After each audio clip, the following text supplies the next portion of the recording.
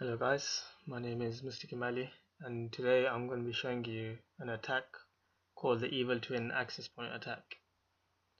Now this is an attack on the wireless infrastructure, and many people think that if they have high levels of security such as WPA2 or even WPA, that they'll be secure from all types of attacks.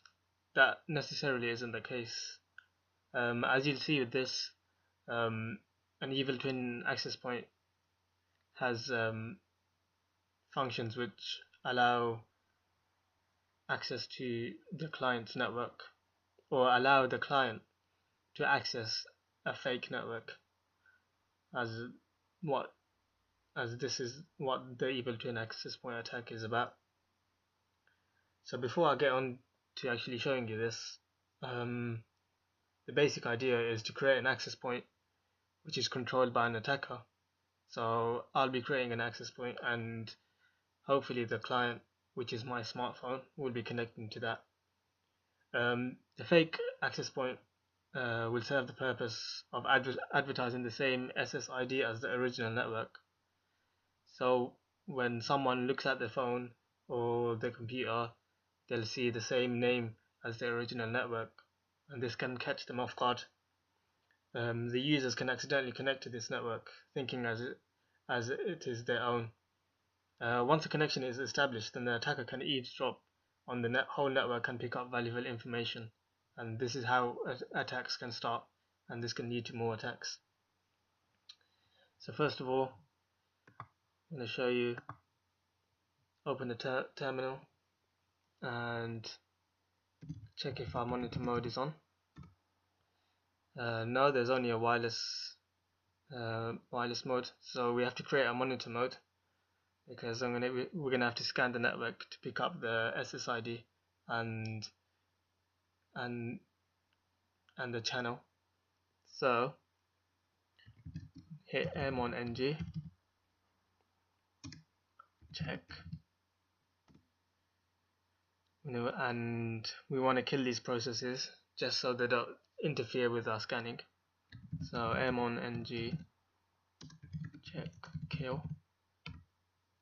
Okay, now you have to start up our monitor mode interface.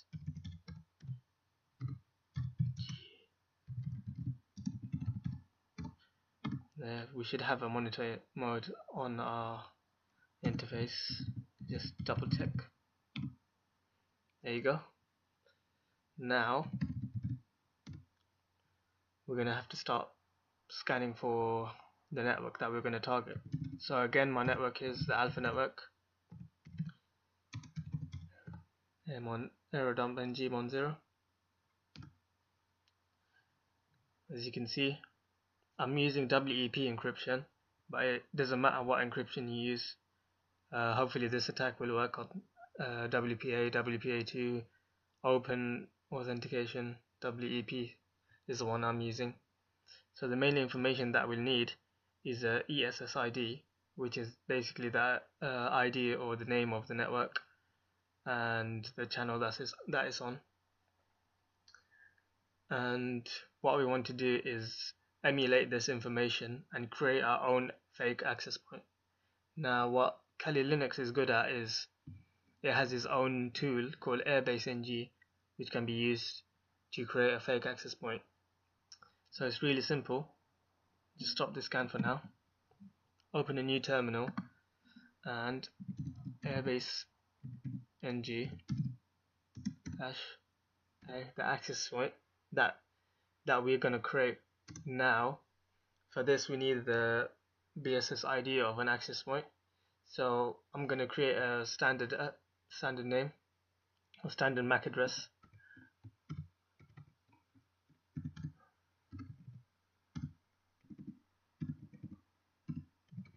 It has to be similar to the original MAC address.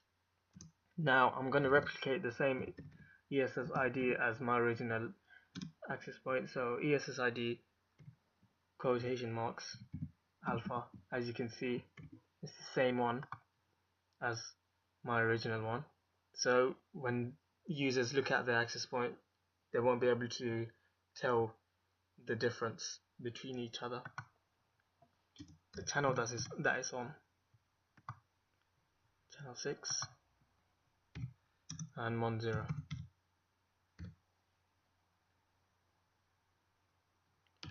Press enter, and there you should have an access point.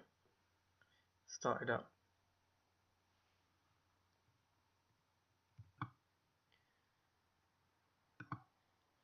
Now, to make sure that this access point or this fake access point is up and running, you can go to a new interface,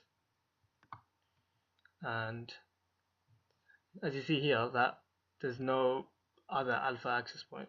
So we go to a new terminal, type in aero-dump-ng channel 6 wireless LAN 0.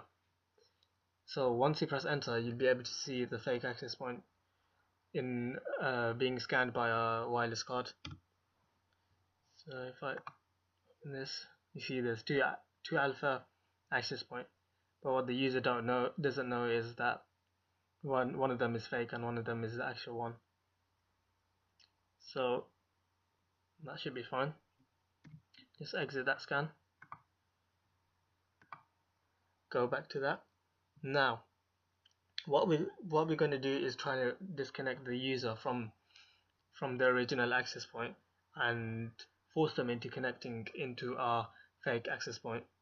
Now the only way to do this is through a denial of service attack, and the one that we're going to use is a flooding denial of service attack, which constantly attacks the user and prevents them from authenticating with the original access point, and after a while they should automatically connect to the fake access point, which is an open authentication.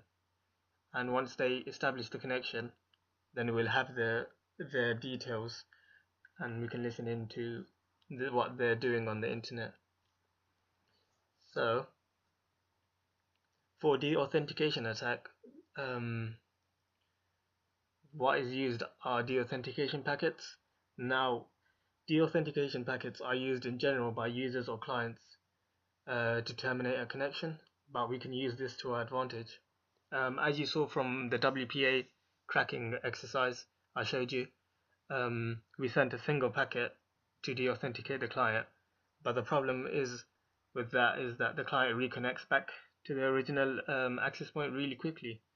So what we're trying to do is send a flooding of denial of service packets so that the reconnection can be prevented and that they establish a connection with the next closest access point, which will hopefully be our fake access point. So the way that we do this is by opening a new terminal. Now again we use AirReplay ng deauth. Now instead of sending one packet, we enter 0, which is basically an unlimited sending of denial of service packets. So A for the BSS ID. Now the one that we use is the ID of our client, because that's the one where we want to send the packets towards. Copy and paste it back in there, mon 0. Now what should happen is keeps on sending these packets, and hopefully after a while the client should reconnect back to the fake access point. Once this happens, there should be a message up here saying that it's been reconnected. This could take quite a while, so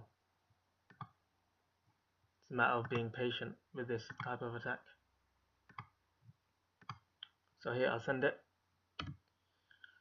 Now what's happening here is sending all these deauthentication packets towards my smartphone, and my smartphone is not connecting back to the original access point, and so after a while it'll try the next closest thing.